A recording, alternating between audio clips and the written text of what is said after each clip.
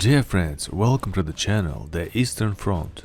In Soviet films about the initial period of the Great Patriotic War, Simonov and Degtyarev anti-tank rifles are very often extremely effective. If cinematographers, and not only domestic ones, show the end of the war, the German faustpatrone have an even greater effect. One shot is one tank, and not otherwise, and from incredible distances. Of course, people don't come to the cinema to wonder why such a perfect weapon didn't prevent the appearance of the Soviet T-34 and American Shermans on the streets of the German cities. How effective were German handheld anti-tank grenade launchers? It's generally believed that the first version of the faustpatrone was born in 1942, when the Wehrmacht tanks were still on the way to Stalingrad at Caucasus. The reports coming from the Eastern Front about the number of destroyed Soviet tanks inspired joy in the headquarters from the victories of German weapons, but there was still reason to think. The USSR, even after losing a significant part of its territory, produced countless tank hordes, and on the other side of Atlantic at the same time, military production of the United States did the same thing. Of course, artillery, tanks, partly aviation and mines were considered as the main anti-tank means. But the practice of the first years of the war clearly showed that the infantry also needed a means of effective protection against tanks, preferably as massive and cheap as possible, as well as easy to use. The initial requirements for the new weapon were a range of 30 meters. An efficiency greater than that a rifle grenade Gewehr Panzergranate 61, which was developed in 1944 and could penetrate up to 126 mm of armor. One of those who responded to the request of the Wehrmacht Armaments Department was Dr. Heinrich Langweiler. Interestingly, it became something of a side job for him. Langweiler was a specialist in ballistics and since 1939 was engaged in the problem of creative active-reactive bullets. He understood quite vaguely how to make an anti-tank weapon, so it's not surprising that the first samples of the future faustpatrone were far from the ideal. The shot tube of the grenade launcher was convenient for transportation, but at the same time forced the shooter to keep it as far away from himself as possible when launching, which didn't affect the accuracy of aiming in the best way. The inertial fuse refused to fire when it hit the inclined armor, and the sharp-nosed shape of the first grenades further contributed to the ricochet. Finally, stabilization by rotation, as it turned out, significantly reduced the penetration capacity of the cumulative jet. Actually, the only thing that deserved attention in the first samples of Langweiler was the idea of a pipe made of low-grade steel capable of throwing something at 30 or even 60 meters that poses a danger to the tank. Nevertheless, they decided to continue the work, taking as a basis for the projectile a manual cumulative magnetic mine. Langweiler, with the total weight of a grenade launcher slightly more than 5 kilograms, received an impressive penetration of 200 mm of armor. For military tests, 3,000 pieces were ordered. The infantry asked to raise the firing range, emphasizing that it's unsafe to wait for a reduction in the distance with a roaring 34 to 30 meters. The order was fulfilled by simply increasing the knockout charge first to 140 grams and then to two 95 grams charges. However, despite its simplicity, the production of faustpatrones, later renamed Panzerfaust, really unfolded only in the second half of the 1943. In turn, the USSR reacted to the appearance of the German novelty quite quickly. If the first reports usually contained a retelling of information from prisoners together with drawings made on their basis, then quite detailed instructions went to the front line, with photographs, detailed characteristics and methods of counteraction. For example, in the instructions dated 25 January 1944 of the headquarters of the First Belarusian Front, it's indicated that a reliable means of protecting against cumulative mines and shells is shielding according to the type of German tanks Panzerkorb 4.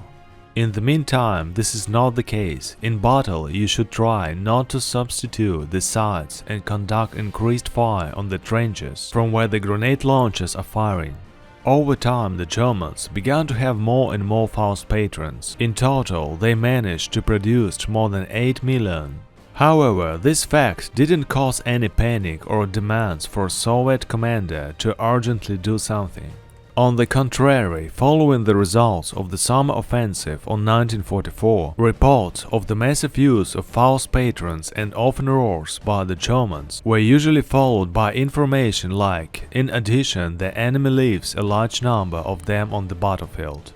The Germans themselves generally agreed with the not very high assessment of the role of the Faust patrons. For example, in February 1944, they announced the destruction of 1,219 Soviet tanks, while only 35 vehicles accounted for the Faust patrons. Even the battles that began in 1945 on the territory of Germany with a dense urban development didn't lead to a sharp jump in losses. According to the data of the Operation Department of the Second Ukrainian Front, in February 1945, out of a total of 160 combat damage to tanks and self-propelled guns, 2 combat damage belonged to Faust patrons, which is 0.5–0.6% of the total number of losses. The combat damage inflicted on the tanks from the Faust patrons is characterized by the following. One T-34 tank has a broken caterpillar from a distance of 50 meters. The second T-34 tank has a hit in the inclined side armor plate, resulting in a crack. The shooting was conducted from a distance of 50 meters. As can be seen from the report, even in the case of the Faust patron grenade, the T-34 was not always torn to pieces. There are other similar documents.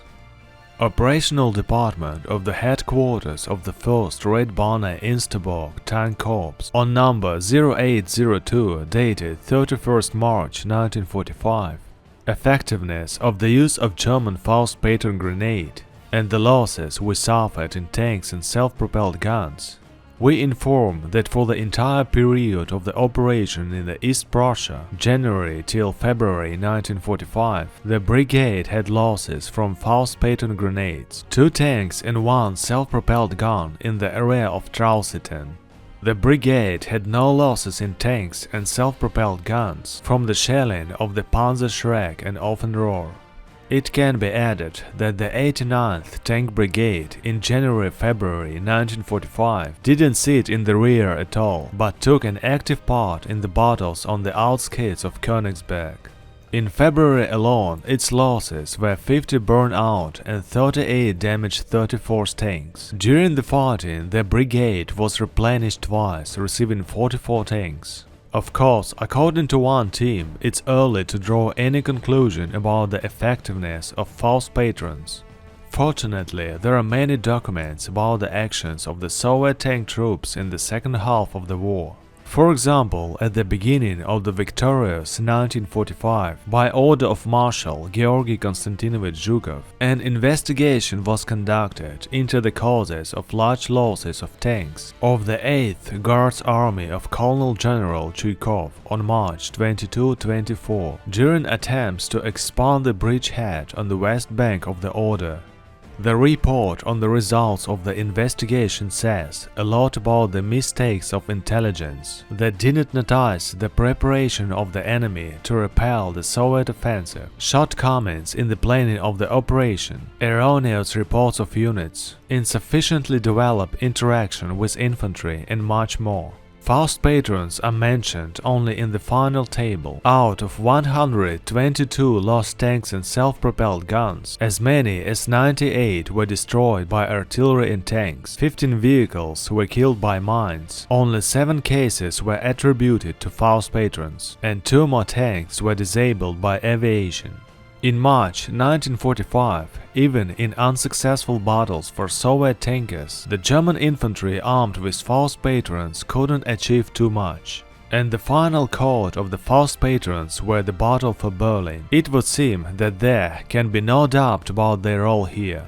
However, for example, the 2nd Guards Tank Army of Colonel General Bogdanov is considered to be the most affected by German hand grenade launches. However, as the commander himself reported in the reports on the actions of the army in the Berlin operation, with the total number of the armored vehicles disabled at 576 units, 106 or about 18.4% were attributed to the share of Faust patrons.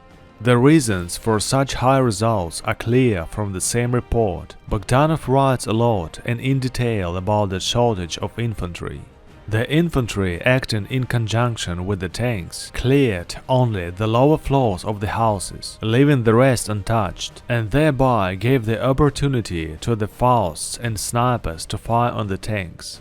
The Red Army Marshal of Tank Troops Rotmistrov also added his weighty word. The assault groups created in the tank units of the armies during the preparation for the Berlin operation by the beginning of the assault on Berlin had actually disintegrated as a result of intense fighting on the outskirts of the city. The groups had to be restored during the battles.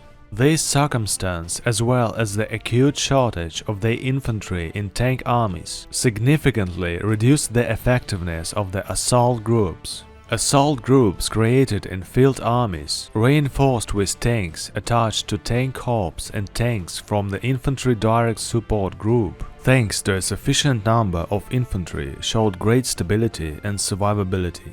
The same applies to assault groups organized in mechanized corps.